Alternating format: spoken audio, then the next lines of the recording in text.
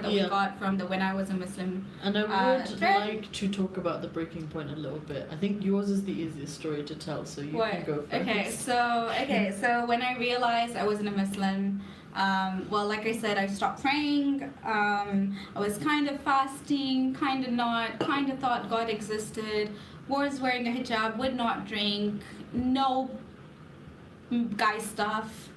I don't know how to say it. I was always responsible. Like I was a nerd. I would come back home and I would do my assignments and my homework. I was that person in university when the assignment's released and it's due in 3 months. I'll start doing it the night I get it. Always a teacher's pet. So yeah, like I felt like I always had to. Like I was always very responsible, and then I loved people. So when I realized that there was something as homosexuality, I was like, but why do people not like you? Like, what is wrong? You like a guy, so what? You're an amazing person to me. Why am I meant to hate you? And then, I was brought up with this idea that I had to be different from non-Muslims, or they're going to misguide me to the wrong path and whatnot. And I never believed that. So I lived with non-Muslims, and then I did everything that was like not Islamic, but still stayed within my boundaries, I guess. So when I did decide to leave, I again hadn't done any of that. It was mostly when I started finding verses in the book that talked about peace with people who you disagree with, because I disagreed with a lot of Islam. So I was like, how do I find peace with other Muslims and tell them, hey, we can have different views and we can still be in peace? And I didn't find that. So when it says that when there are believers who disagree with you in faith, you strike their necks. And I couldn't find any of that. But then people talked about the no compulsion in religion. And that's a monkey verse. Yeah, exactly. And no, but then I looked at the verses after, and they were like, because Islam is the right religion, so they're all going to come. And I'm like, well, I was born as a Muslim. Why am I meant to feel lucky when other people hadn't, they were born in different families? And that's when I broke. And for 2 weeks, I started crying because I felt like I was lied to. Mm-hmm. Until then, I used to think hijab was a choice. And it was when I read up more about it, the history about it, and thinking about my own experience with hijab when I thought I chose to wear it. Mm-hmm. When I removed it, there was a lot of backlash. So I was like, that's not really a choice. And then I read up the online toxic culture of women, what happens to women when they remove it, but also how it is forced on other women. I didn't even know about Iran. Yeah. I thought Holy City, they want to wear it. And no, they did not. I forgot that Iran was considered a holy site. I had actually been to Iran in 2011, and I'd been to Iraq in 2013. You went to Karbala? I went to Karbala, I went to Najaf, and I had been to Syria in 2007. So I did all these religious trips, and none of them, when I came back, even when I was in the mosque, I wouldn't pray because it just didn't feel right to me. Yeah. So that was my heartbreaking moment when I found out that there were actually no peaceful verses with people you disagree with. I think Muslims don't understand that we wanted to believe. I wanted to. I really wanted to. I wanted to come and I wanted to show people that, when Muslims sort of dehumanize us and they said that we left because we like bacon, we like dogs and whatever stupid things they say, I think they don't realize that we desperately wanted to believe it. Yes, because we didn't know any other way but Islam. Yeah. Because Islam was given to us right from the birth. Yeah. And then I practiced it through and through in my life before becoming an ex-Muslim. Yeah. And sorry, are you done with it? Yeah, I'm done. I'm just. Should I start? Yeah, go for it. So the moment I realized, it actually took me a long time to realize I had left religion. Because so whatever questioning and reasoning I had, putting that aside, I did one day just stopped practicing. Yeah. And I know people are going to take it the wrong way, but I'm not talking about the reasons why I stopped practicing. Yeah. So once I stopped practicing, then there was a constant struggle within me. Yeah. So half of me knows it's all bullshit, it doesn't exist, it's all a man-made scam, but the other half of me is just constantly cursing myself and saying, oh, even though I was Salafi, I was to a point where I used to think somebody's done Kala Jadoo on me, even though we didn't believe. I thought I was cursed. That means black magic. Shia believe in... Do they? Evil eye? Yeah, I believe in No, evil eye. taweez and stuff. So there is no word to like in mainstream. Sorry. Yeah, so Amulet. amulets and stuff. And I thought somebody had done something on me. Yeah. Like, why am I thinking like that? Why am I becoming a heretic? Why am I letting go of all this teaching and supposed morality that was given to me throughout my life? And that struggle within you, it just pushes you down a rabbit hole of depression that's really hard to get out of. So once you hit the bottom of that rabbit hole, that's when you admit to yourself, yes, I've left Islam. So I had to hit the bottom of the first rabbit hole to admit Allah doesn't exist. When I had lost all other hope, that I myself couldn't bring myself to come back to Islam and start believing in Allah. I admitted to myself, now that I have admitted Allah doesn't exist, I don't believe in Islam anymore, where to go from here? I just want to say, somebody said beautiful and brave women. Yay! Really? You beautiful bearded woman. So from that point, I've admitted Allah doesn't exist. I've admitted Islam is bullshit. I don't believe in it. Now I don't know what to do with my life, because every foundation in my life, be that for my social life, for my professional life, for my personal life, was given to me by Islam, or at least it was formed on the basis of Islam. Now that doesn't exist. I don't know what to do with myself. Then depression kicks in. And then it took me a long time. The first step towards normality I took was when I saw on TV Maryam Namazi, and she introduced herself as an ex-Muslim, and then she bashed Islam, as she does more often. And I love her. Wow. I feel like I really got to know her in Amsterdam. I'm pretty sure she sexually harassed me in Amsterdam. I mean, it's all good. She has my consent. She's amazing. Now. So that was the first step that I realized, oh, people are out there. I'm not the only one. I'm not the black sheep. So let's go out and seek these people and see how life is without them. And that's when I just started coming out, started meeting ex-Muslims. Then the people I've met in ex-Muslim movement, like, they've been so generous and so loving and such best friends, like good friends. I've never have hoped for better friends that I've made within the movement. And how whenever they do see you, because it's life, you do get ups and downs. Whenever they see you, you're going down a bit, you see multiple hands coming towards you and push you back up from that down. And that's why I think it's really, really important to have that community. I'm gonna cry. Like I can't. But it's so important to have that community, because once you lose your old community, which you were bubbled into because you were a Muslim and you were told that you can't be hanging out with Goras and Kafirs and all that stuff, you just become alone after you leave. So you need that community, and I avoided it for a very long time. I didn't even watch the content because I didn't want to be exposed to it. I didn't want to think that I was one of those. But we were talking about it earlier before, because we wanted to express this notion that none of us wanted to leave Islam. When the penny dropped, we all had, like, you had kind of a less of a depressive spell, but it broke me. It did. It fully broke me. I never really spoke about my... I'll talk about it later, about the depression that came. But like when I had like a doubting period of like 2 years, and it was this onset because I couldn't answer the question of qadar, and everyone kept telling me, don't question it too much, otherwise you're going to become a qadari or another sect or whatever.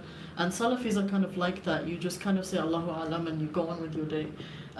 They're quite open with like questions on practice, so like how to do your salah, how to do your fasting, how to have sex, how to wash your ass, like everything. They're very, very open when it comes to practice, but when it comes to parts of faith, especially when it has to do with Allah or when it has to do with the qadr, if you don't know, you just trust that Allah knows and you just go on with your day.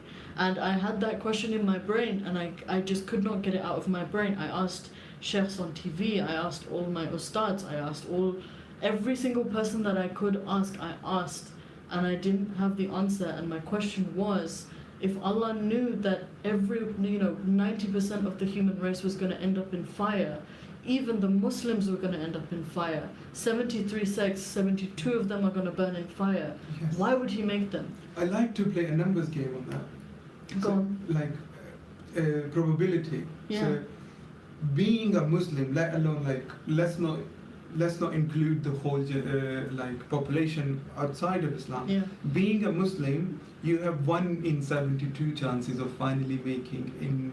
Yeah. Based on your fiqh. Yeah. But then within that fiqh, you have to be a practicing one.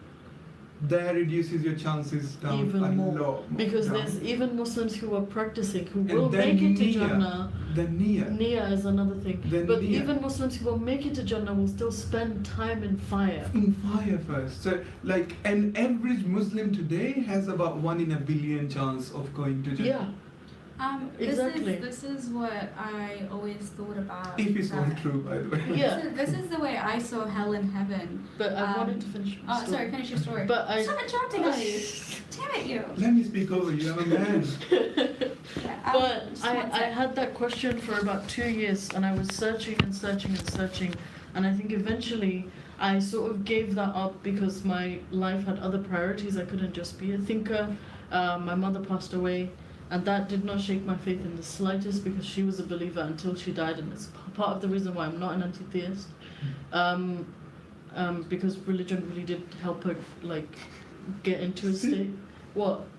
Stop bullying Ali. Ali, you're a man. You're bullying us. He's not a man. He's a woman. He's Oh, one he's of a us. woman. Sorry, I'm a beautiful big woman. But my I mother can't touch him. My Are you mother married? passed away. I have 4 wives. I'm exiting the chat. Come here, your mom passed away and he has more wives. So my mother passed away. I had to look after 5 of my siblings, the youngest of which was basically newborn. He was about 10 months old. And one of my brothers had a heart condition, so that was really difficult. My father's a fucking psycho, he always has been. And without my mother, he just became even more of a psycho. My entire family abandoned me, completely isolated me. No support system at all, especially my mother's side, because they didn't like my dad and all of that stuff. My dad got remarried for 3 weeks. My stepmother attempted suicide in our house. My dad was constantly abusing us, and I had all these different tests, and I could not answer the question of why, me being a devoted Muslim, why Allah would put me in a position where I had to disobey my father. I didn't know. And when the penny dropped, I wanted to die. Like, I didn't have any intention of like killing myself, but I didn't know what the meaning of my existence was anymore, because every single thing I did was Islamic, you know? The moment I woke up, I said a dua. At the moment I got in a car, I said a dua. At the moment I ate anything, I said a dua. Everything I did was regimented, you know? I spent my time reading Islamic books, I spent my time reading in Arabic, learning Arabic, you know, reciting Qiraat, and then being told to be quiet because my voice was aura, and, you know, teaching that. And it just, it was this will to believe in something that simply was not true. And when the penny dropped, it completely broke me. I want to say for like a whole year. It was just mindless walking around, just waiting to just die. And in that year, I still prayed and fasted and did everything, because I thought, like you, I thought maybe it was just a thing, like maybe it was just a phase, and I'd snap out of it if I just kept trying. I did all my jinn du'as, Like I read Ayatul Kursi every single night. I did all my tasbihs. I read everything I possibly could. And after a year, I was thinking, maybe I'm just destined to not make it. And that's what Allah had chosen for me. And that feeling is just, it's the worst possible feeling. It is. It is. I'm gonna fucking I don't know if I should come for you, let you talk, or then I just don't know. crack a joke about. No, this whole thing, and we're not alone in this. There are so many people around the world who are going through this stuff, and then if they do dare come out and Maybe. Can you take a photo of us? Stop undermining we can just me. take a, Wait, can we just like take a photo of us? Why are you taking a photo of us? I think we look really cute. we can just take a snapshot from the I'm video. fucking crying, Zara. It's not a moment to take a selfie. Every moment is to take a selfie. Can you take a photo of us? This is Zara trying to win mother points on the internet. Honestly. Really? I am already their mom for some of the young ones. I'm not even crying anymore because I'm Okay. sad. I'm crying because my eyeliner is leaking into my face. I got you. What the fuck is happening? I don't know. You did this to me earlier. So she comes up to me while I'm working, and then she just hugs me from behind. You I'm were like, not working, you were texting with your boyfriend. And I wanted to read it. I like how you just made a boyfriend for me. She has a boyfriend, guys. She's taken. Your following is going to be cut in half now. I don't share my No, personal life. We were talking about really important stuff. Yeah. Okay. Yeah. Sorry. I was I just trying wanted to hug you and I was trying to diffuse it a little bit, but Sorry, I probably it really shouldn't did touch feel you. like it really did feel like after all of my effort to be the best possible Muslim that I could be, like I had given up. I'm a creative person. I had given up drawing, just completely, just cut it out of my life. Given up writing, given up music, given up everything. And then at the end of the day, I felt like I was destined to burn. And then I was just like, you know what? If I'm destined to burn, fuck it all. You know, what is the point of me continuing if I'm just... What is happening? I'm just checking if Armin replied. Oh, this is also the live stream of Armin made us wait until midnight to come Yeah, see mate, us. I have work tomorrow. I'm still at work. But yeah, it just occurred to me that, you know what, if I'm fucking destined to burn in hell, Yes. I might as well just look into these things that people are talking about. And I didn't consume ex-Muslim content. I consumed atheist content, and I wanted to understand how they lived without believing in a god. And I consumed a lot of soft atheist content, so a lot of like mainstream YouTubers are not religious. So I started listening to them, and I started looking for stuff when they talked about religion. So I listened to PewDiePie talk about religion. I listened to Jenna Marbles talk about religion. I listened to all these top people who were just sort of existing without religion talk about it. And I was like, okay, they're not like in the skeptic community, but they like seem okay. And then I moved into the skeptic community and I started consuming more atheist content. I watched Jacqueline Glenn a lot. I watched The Amazing Atheist a lot. And I didn't touch ex-Muslim content, even though I was aware of it for a very, very long time because it was too painful for me to watch. And I watched Abdullah Samir's video and I didn't relate to it. I watched a lot of different videos and I just didn't relate to them. It wasn't until I watched Ridvan talk, Apostate Prophet talk, that it really just... That's the one. I was like, I could relate to almost every single thing that he said, and I was just sitting there for hours just crying because I thought no one could understand it. Yeah, for me it was I was on a plane flying to Dublin for work. I remember this so clearly because it was just like I was listening to a podcast, Sam Harris's podcast on meditation, and then the next episode or something was him with Ayaan Hirsi Ali. And I heard that and I'm like, fuck, I like this woman.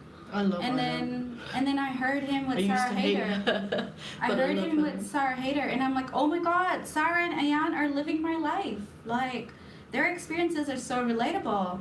And the first people I told about my apostasy was my family. So I went on WhatsApp and I'm like, hey guys, I don't believe in God. I think I'm agnostic or atheist, but I'm not a Muslim anymore. I don't like Islam, but because I have my views about it.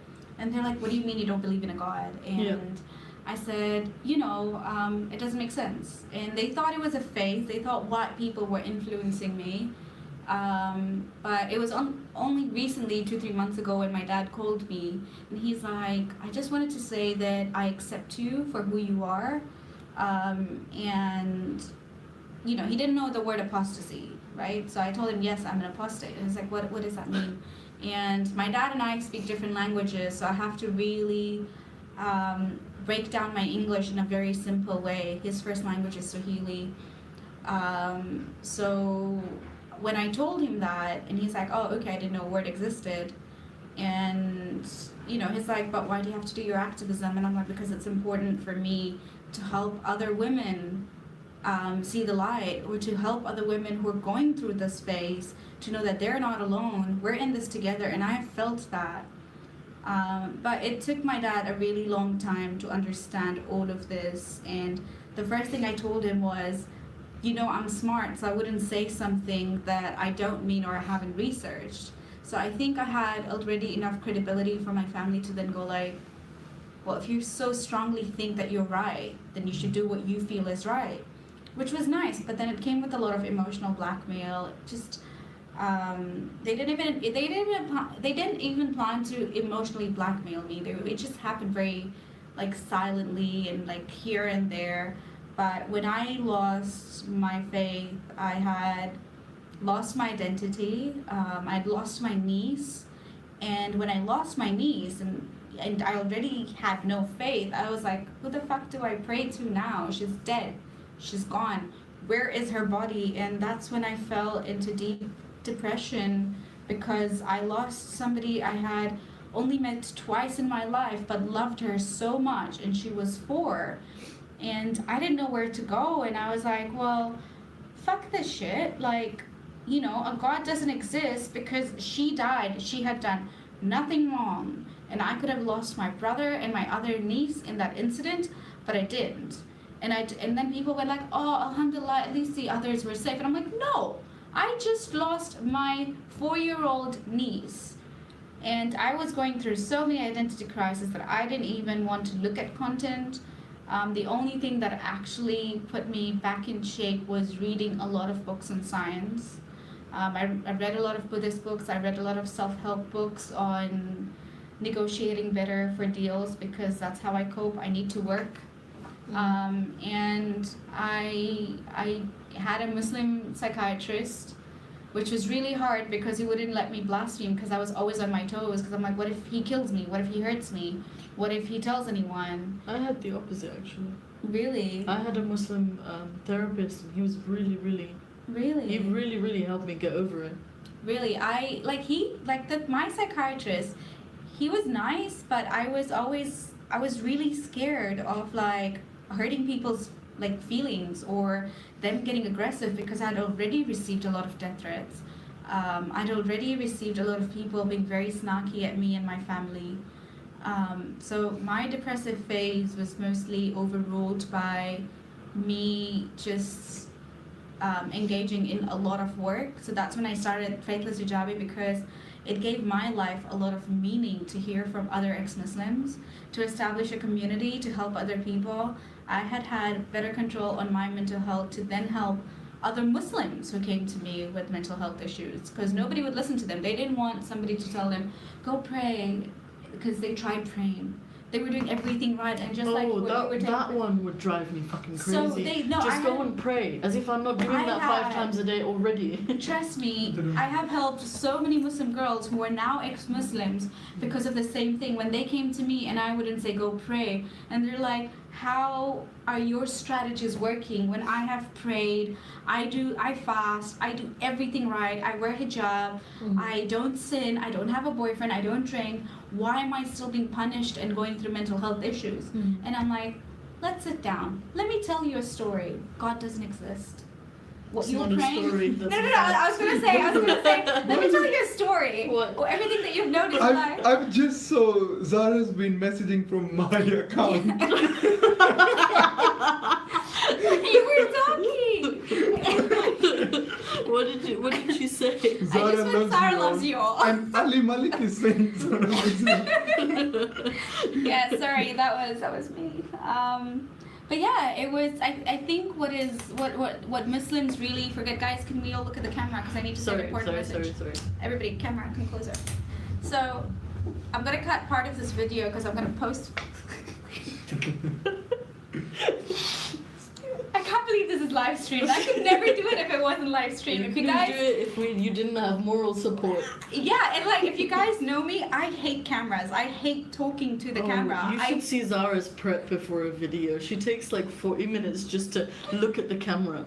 Forget the makeup and the hair and I can everything. imagine that. It doesn't feel natural talking into camera. It's just like right now there are people watching, I used so I to can talk do to it. myself as a person, so this is fine. This is a step up from that. Oh my god, like, okay, wait, I want to send this important message to like younger ex-Muslims and Muslims while you're hugging me. So, to all the ex-Muslims who are new, who haven't been out, to the questioning Muslims, we've all been there. You've seen the threats that we get. We're being dehumanized, but we still stand tall. And, you know, we have our lows and we take breaks from social media and we take care of each other. If you need help or anything, or if you need to vent out to us, come to us and we'll try our best to help you all.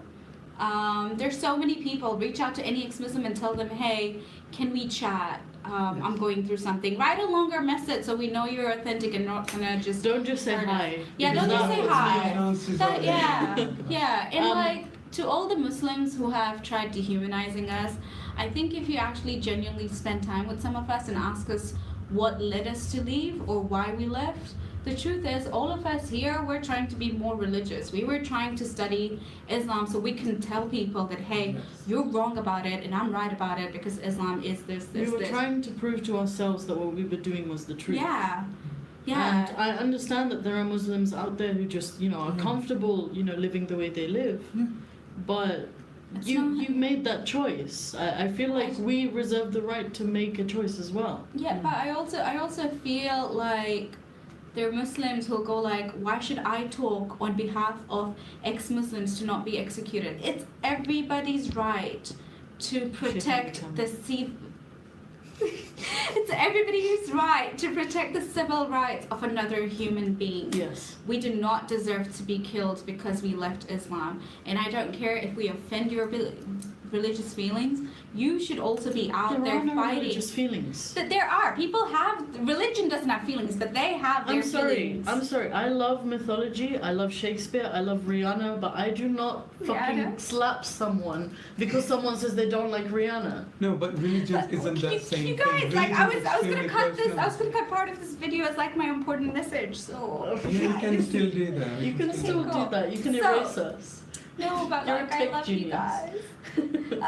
But yeah, I mean, I feel like all of you who have never been Muslims and are supportive of our cause, please stand up for us. We're always looking for appreciative messages. Today I woke up with amazing messages, so that was really great. Because the past 5 days or 3 days, it's been, I'm gonna kill you, you're gonna burn in hell, you're a bitch, you're a slut. It's horrible. It's kind of been open season for me because it's allowed me to be petty online. I know, but like... I did want to leave with this message that I think the people who are struggling right now with leaving Islam, I know for a fact that there's a few that I'm talking to. Just know that it gets better when you get out. It does get better. And you have a community. You have to suffer for a little. But the amount that the freedom that I'm experiencing now and the happiness that I'm experiencing now is better than anything I ever felt as a Muslim. Yes. Even just eating. Yes. And do you know, you do make communities, you do make people who are like you, understand you, who will help you through things, who you will help through things as well. So even if you can't, sometimes you can't reach out to us or either of us or any of us, do make communities amongst yourselves as well. So if you can't, don't be dependent on one person. Don't be lonely either. Yeah, you have all of us, and I know we all have busy lives and we get tons of messages, but I try responding as much as I can, like literally. I do my best. I take my lunch break at my desk, so sometimes I'm on my phone responding to messages, and that's how I have my work lunch break. But yeah, I feel like, you know, I have felt more happiness, more love now despite all the hatred. I can be myself. I don't have to base my life on a reward system. I give charity because I want to out of the goodness of my heart. You know what? And it was worth it because I can pet dogs now. Oh my god, yes! Like, I will swear to anything. Put anything in front of me, I will swear to you. The feeling that you get from petting a dog is like above any surah that I ever read, any namaz I ever prayed. It's so worth it. Magical. Pure joy. I know. I actually